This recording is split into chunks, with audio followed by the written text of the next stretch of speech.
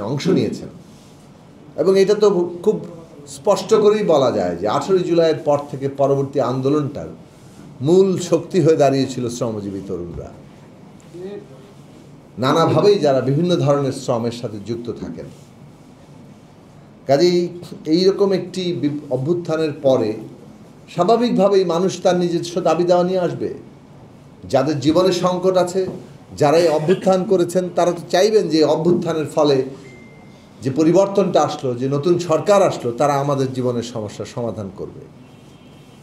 সে কারণেই আউটসোর্সিং কর্মচারীরা প্রধান উপদেষ্টার কাছে গিয়েছেন। প্রধান উপদেষ্টা প্রথম চোটে দেখেই বলেছেন যে এইটা তো ঠিক না, এটা তো ন্যায্য দাবি, এই দাবি তারা মেনে নেবেন না।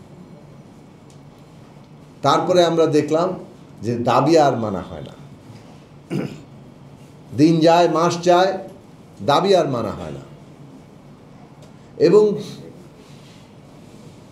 তারপরে আউটসোর্সিং কর্মচারীরা আবার রাস্তায় নামলেন এবং এবার রাস্তা আটকালেন, শাহবাগ ঘেরাও করলেন। তখন দেশের আইন শৃঙ্খলা বাহিনী, গোয়েন্দা সংস্থা, কর্তৃপক্ষ সবার টনক নড়ল, কেননা দীর্ঘক্ষণ ধরে রাস্তা আটকে আছে এবং তারা নানাভাবেই একটা জায়গা তৈরি করতে চাইলেন। এবং দাবি দেওয়া মানার চাইতে বেশিরভাগ চেষ্টা থাকে কিভাবে এটাকে দমন পীড়ন করা যায়। আর দমন পীড়ন করতে হলে কতগুলো অজুহাত তৈরি করতে হয়, দমন পীড়নের একটা তাকে জায়েজ করার কতগুলো বিষয় তৈরি করতে হয়। খুব শিগগিরই সেটা করা শুরু হয়ে গেল যে এইটা হচ্ছে ফ্যাসিস্টদের দোসররা আন্দোলন করছে, এবং এইখানে সব আওয়ামী লীগ আমলের নিয়োজিত লোকরা আছে, তারা এই আন্দোলনটা করছে। হ্যাঁ, সেটা থাকতে পারে। 15 বছর ধরে আওয়ামী লীগ ক্ষমতায় ছিল এবং তাদের আমলে এই সমস্ত বিশ্বব্যাংক, IMF এর কথায় তারা আউটসোর্সিং নীতি গ্রহণ করেছে। বিশ্বের সর্বাধুনিক প্রযুক্তিতে প্রস্তুতকৃত Arik silver wash detergent powder 500 গ্রাম মাত্র 70 টাকা। রিমার্ক।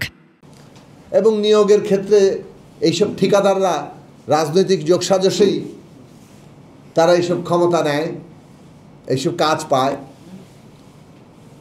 তো সেখানে তো আওয়ামী লীগের লোকেরা আছে, তাদের মাধ্যমে অনেকে নিয়োগ হতে পারে।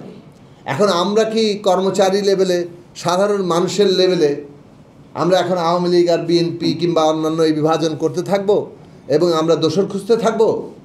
তাহলে দেশের নাগরিকদের মধ্যে তো একটা গৃহযুদ্ধ লেগে যাবে। আওয়ামী লীগের যারা হত্যা করেছে, যারা লুটপাট করেছে, তাদের আমরা বিচার চাই। তাদের ঠিকঠাক মতো বিচার করেন, তাদের গ্রেফতার করেন, তাদের সম্পত্তি বাজেয়াপ্ত করেন। আজকে পর্যন্ত তো আমরা খুব বেশি দেখতে পাচ্ছি না। হ্যাঁ, ব্যাংক হিসাব জব্দ টব্দ অনেকের হচ্ছে। ব্যবসা প্রতিষ্ঠান ধ্বংস করা যাবে না। একজন ব্যবসার মালিক সে কিন্তু একাই নিজে ব্যবসা গড়ে তোলে না, সেখানে প্রত্যেকের অবদান থাকে, শ্রমিক, কর্মচারী সবার অবদান থাকে। ওটা একটা সামাজিক প্রতিষ্ঠান। কাজে যিনি অপরাধী তাকে বিচারের জায়গায় আনেন, তার ব্যক্তিগত সম্পত্তি সব জব্দ করেন। যারা লুট করেছে, ব্যাংক ফোকলা করেছে, যারা নানান জিনিস দখল করেছে, যারা টাকা পাচার করেছে, সেই জায়গাগুলো খুব বেশি কি হচ্ছে? তাহলে জায়গা মতো হাত না দিয়ে অন্য জায়গায় দোসর টোসর খুঁজে কোনো লাভ নেই।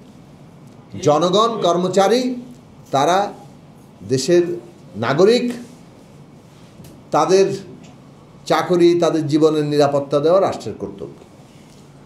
এখন এইখানে আমরা এটাতে যুক্ত হয়েছি, বলেছি যে এখানে এই ধরনের আগেভাগেই একটা লেভেল এটে দিয়ে দমনের পথে যাওয়া অন্তর্বর্তী সরকারের কাজ না, বরং আপনাদের দেখতে হবে যে যে আন্দোলনটা করা হচ্ছে সেইটা কি ন্যায্য আন্দোলন কিনা। সেটাকে এমনি এমনি আন্দোলন করছে, এমনি এমনি কতগুলো ইস্যু তৈরি করছে, রাস্তা আটকাচ্ছে, নাকি সেখানে কোনো ন্যায্যতা আছে। যদি ন্যায্যতা থাকে তাহলে আপনি লেভেল এটে এটাকে দমন করতে পারবেন না। আর যদি ন্যায্যতা না থাকে তাহলে খুব দ্রুতই সেটা ষড়যন্ত্রমূলক হিসেবে চিহ্নিত হয়ে যাবে। কাজে আমাদের দেখা দরকার কোন দাবিটা ন্যায্য।